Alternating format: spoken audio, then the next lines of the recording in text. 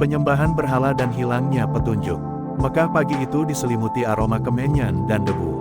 Suasana pasar lebih ramai dari biasanya, bukan karena pedagang menjual rempah atau kain, tetapi karena ada prosesi persembahan kepada berhala-berhala yang berdiri di berbagai sudut kota.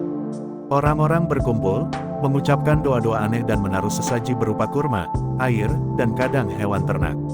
Di tengah keramaian itu, seorang pemuda bernama Yusuf berdiri mematung. Ia menatap patung besar yang terbuat dari kayu dan emas imitasi, wajahnya pucat. Mengapa manusia menyembah benda mati? Gumamnya pelan, seperti berbicara pada dirinya sendiri. Seorang pedagang tua bernama Ibrahim menepuk bahunya. Sayangku, inilah dunia jahiliyah. Mereka percaya benda-benda ini bisa memberi keberuntungan, melindungi dari bahaya, atau membawa kesuksesan.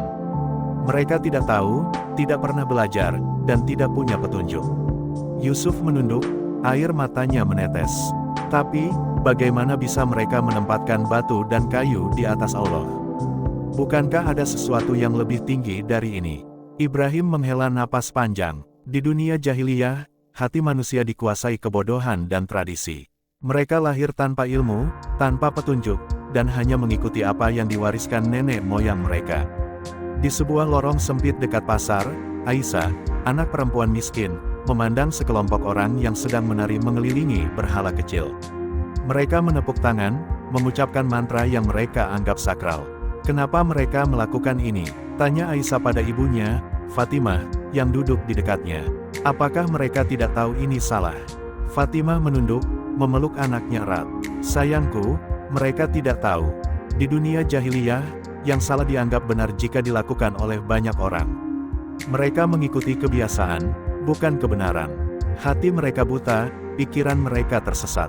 Aisyah menatap berhala itu dengan mata terbuka lebar. Tapi, ini hanya kayu dan batu, tidak bisa bicara, tidak bisa mendengar, jadi kenapa mereka takut pada benda mati? Seorang pedagang kaya, Amir bin Said, tertawa mendengar pertanyaan Aisyah. Hahaha, mereka bodoh, tapi itulah kekuatan tradisi.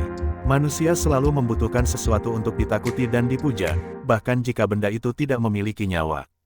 Di pasar, seorang pemuda miskin bernama Raffi menatap sekelompok anak muda yang memanjat berhala besar untuk menaruh persembahan. Ia merasa jijik dan marah. Mengapa mereka menghina akal sehat? Mengapa mereka menganggap ini penting? Seorang pedagang tua bernama Sulaiman menepuk pundaknya. Raffi, jangan bertanya, mereka tidak akan pernah memahami. Di dunia jahiliyah, kebenaran dianggap salah jika bertentangan dengan tradisi. Mereka tidak bisa melihat yang benar karena hati mereka ditutup kebodohan. Raffi menggenggam tangannya, hatinya panas. Bagaimana bisa mereka menukar Tuhan yang Maha Esa dengan patung kayu dan emas? Bukankah ada yang lebih mulia dari ini? Sulaiman menatap langit, suaranya pelan namun penuh kesedihan. Itulah masalah dunia jahiliyah, Raffi. Mereka lahir, hidup, dan mati dalam kegelapan spiritual. Mereka menganggap benda mati bisa memberi berkah, tetapi tidak tahu bahwa hanya Allah yang memberi petunjuk dan rezeki. Di sudut lain, Hakam, pemuda miskin yang sebelumnya berusaha menolong orang, berdiri menatap ritual yang dilakukan oleh pemuda-pemuda suku kaya. Mereka menaburkan air dan membakar dupa, menari, dan mengucapkan kata-kata yang bagi mereka sakral. Hakam menulis di kulit, bagaimana manusia bisa begitu tersesat? Bagaimana mereka menempatkan kayu, batu, dan logam di atas Tuhan yang menciptakan langit dan bumi? Hati mereka dikuasai kebodohan, tradisi, dan ketidakpedulian. Mereka tidak menyadari bahwa yang mereka sembah tidak bisa melihat, mendengar, atau memberi apapun. Seorang anak laki-laki bernama Yusuf mendekat dan bertanya, Hakam, apakah mereka tidak merasa ini sia-sia? Hakam tersenyum pahit. Itulah yang membuat dunia jahiliyah begitu gelap, Yusuf. Mereka tidak merasa sia-sia karena mereka tidak tahu kebenaran.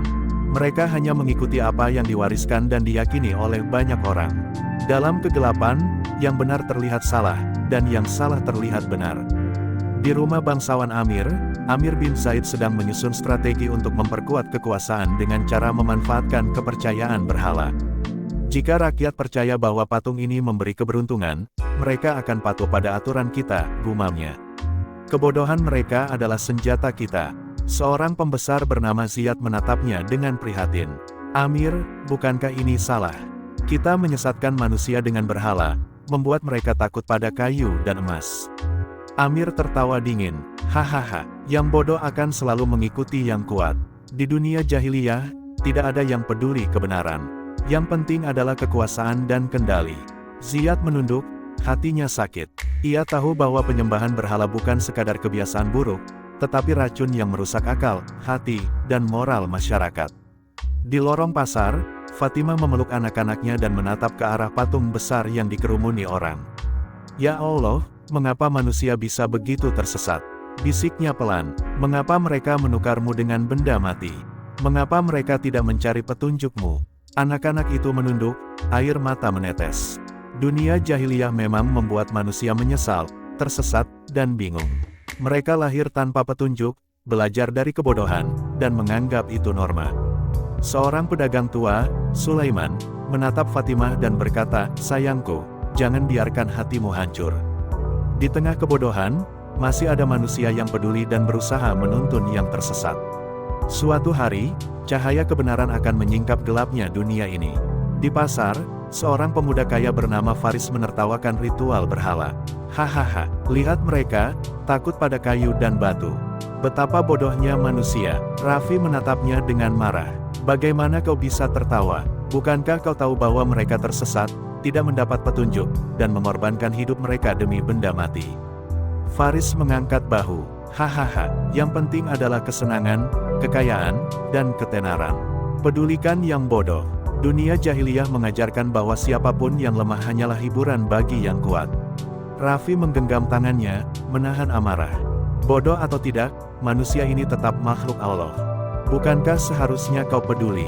Faris tertawa dan pergi, meninggalkan Raffi menatap langit dengan hati hancur.